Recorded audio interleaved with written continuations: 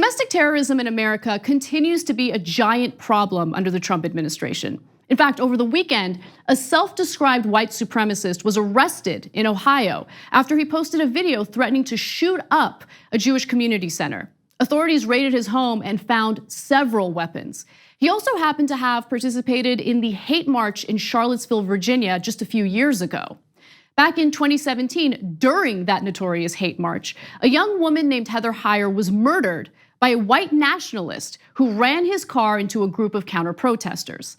Heyer was one of the first casualties in an era of racial divisions, which have only been exacerbated under hate-monger Donald Trump. The verdict reached today in a Virginia courtroom. James Fields deliberately plowed into the protesters, killing 32-year-old Heather Heyer and injuring 24 others. The cyclical nature of the Trump administration is clear, and the inability of the media to learn anything from it is painfully frustrating. The executive branch incites violence through its rhetoric. Republican lawmakers deflect when asked questions about it. And the conservative media provides a nice cover for right-wing domestic terror. The consequences of this cycle are clear. Domestic terrorism committed by right-wing extremists continues to rise. FBI data indicates that since September 11th, far-right extremists carried out nearly 3 times as many attacks on Americans in the United States as Islamic extremists did. These numbers have been rising more rapidly under Trump. Incidents of white supremacist propaganda, such as the posting of flyers, increased 182% in 2018 from 421 in 2017. And the number of racist rallies increased nearly 20%, according to the Anti-Defamation League. Hate crimes have increased over the past several years and reached a 9-year high in 2017, the latest year available according to the FBI data. Establishment media outlets who seem to be more concerned with maintaining their faux appearance of objectivism unwittingly do the right wing's bidding for them by repeating and reinforcing their narratives. The media simply regurgitates talking points from Republican leadership and Donald Trump himself by drawing false equivalencies between literal murderers on the right and members of Antifa on the left, who aren't so innocent. I'm gonna get to that in just a second. But there are giant differences in these groups' objectives, in addition to the very nature of the violence carried out by them. It's also important to point out the reactions that follow from their respective groups. While the right encourages and tries to cover up the violence on their side, the broader progressive movement unequivocally condemns violence committed by those on the left. Since we began this segment with the murder of Heather Heyer, who was run over by a car, let's discuss what happened just last week as members of the Jewish group known as Never Again Action were protesting a migrant detention center in Rhode Island. Now, Never Again Action has taken a stand against migrant detention centers because they view the centers as concentration camps for migrant children and asylum seekers. As the group was practicing their constitutionally protected First Amendment right to protest, they were nearly killed by a prison guard who tried to run them over as they were sitting on the ground in front of an entrance.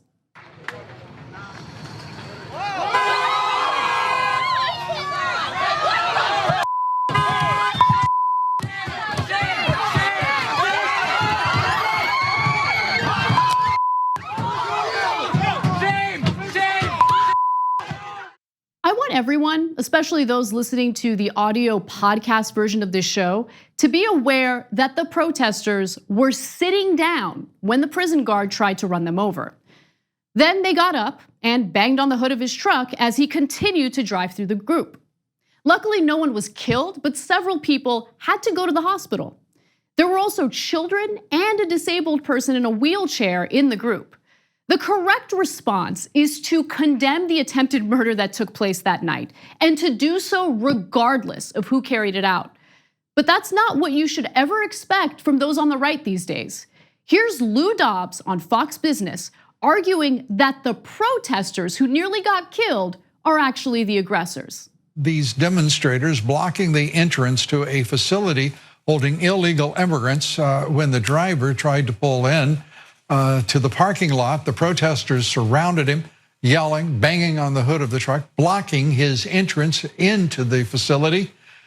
In jurisdictions all around the country, by the way, what they committed is assault. Trying to stop and block a vehicle is considered assault. In some instances, banging on an occupied vehicle is considered assault, which obviously the demonstrators may have committed in Rhode Island last night. Trying to stop a vehicle is not assault. Trying to run over a group of protesters who are literally sitting on the ground, that could be considered attempted murder. It could be considered assault with a deadly weapon. In fact, I was a juror in a case where a woman ran someone over and she was facing a charge of assault with a deadly weapon. And guess what? She was convicted of that crime.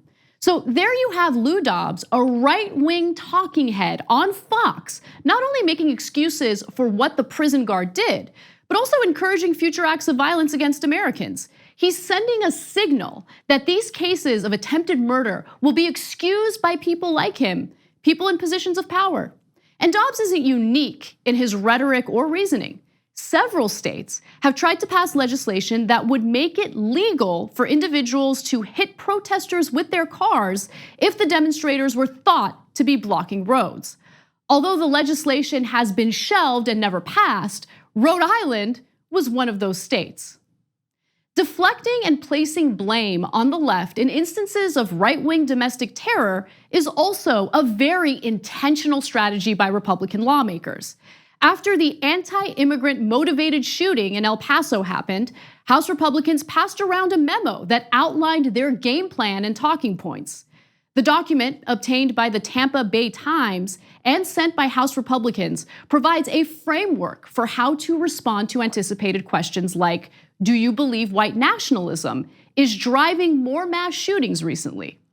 The suggested response is to steer the conversation away from white nationalism to an argument that implies both sides are to blame. Rather than reflect on how the rhetoric coming from their own party is encouraging domestic terrorism in America, they're far more concerned with messages of denial. They'll even blame the left for violence that's carried out by mass shooters who literally publish anti-immigrant manifestos right before they commit a mass shooting.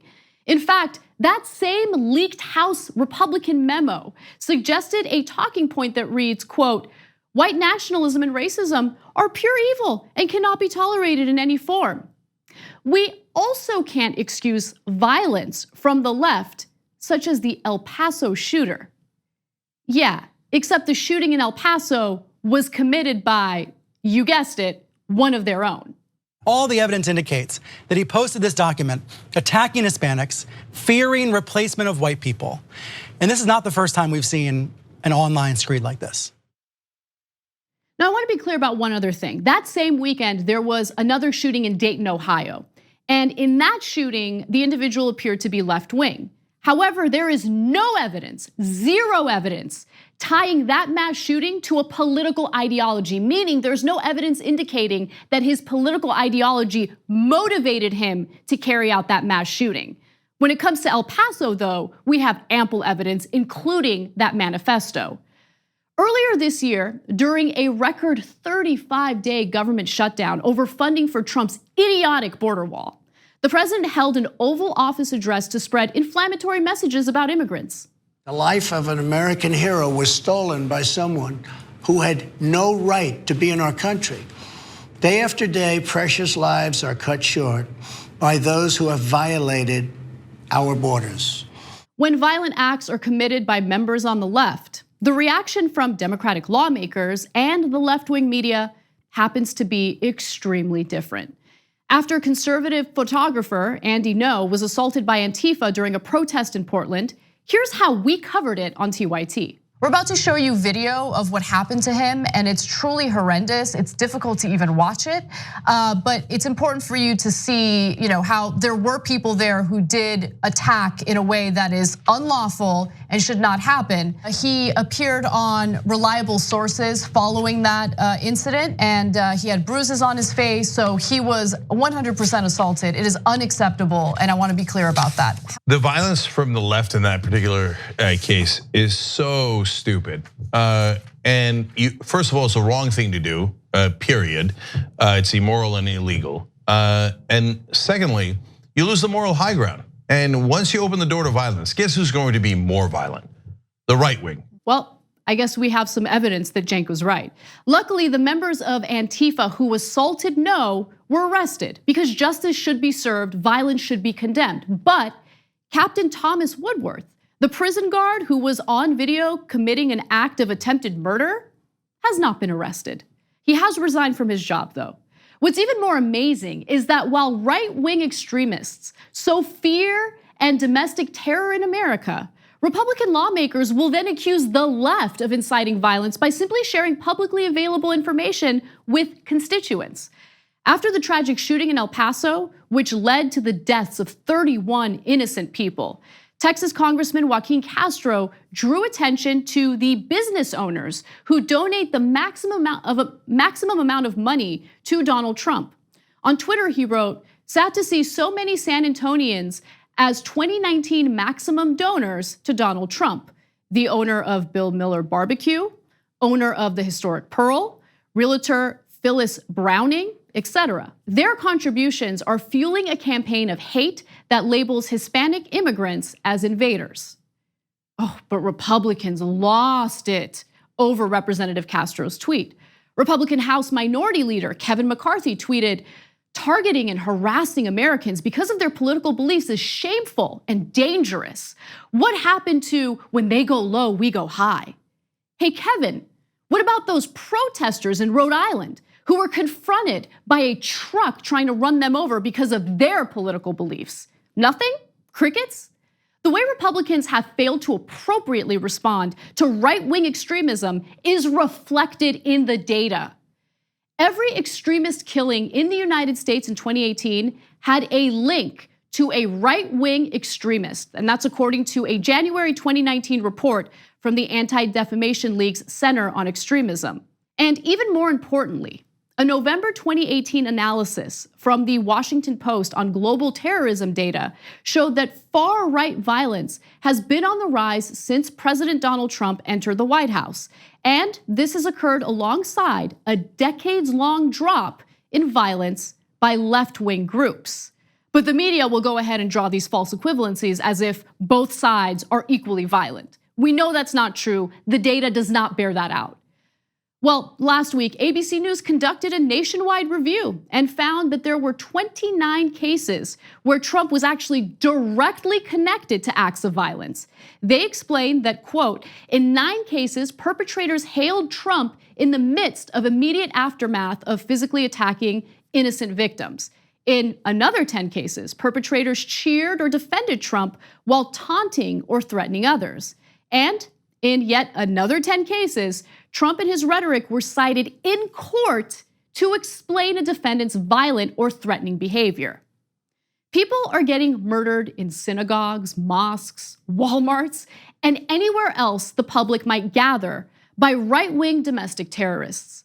So while clowns like Fox Business's Maria Bartiromo write stupid columns titled, "Trump isn't the one dividing us by race," the data proves otherwise. The left needs to get better with its messaging. We need to fight back together in solidarity because people's lives literally depend on it.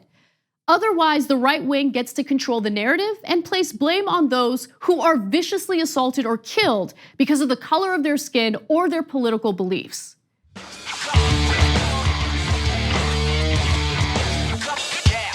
Did you know that TYT Network is now available on YouTube's new streaming platform, YouTube TV? Get access to full TYT episodes and exclusive shows by signing up for YouTube TV today. All new subscribers get a 7-day free trial, so head over to youtube.tv and search for the TYT Network channel.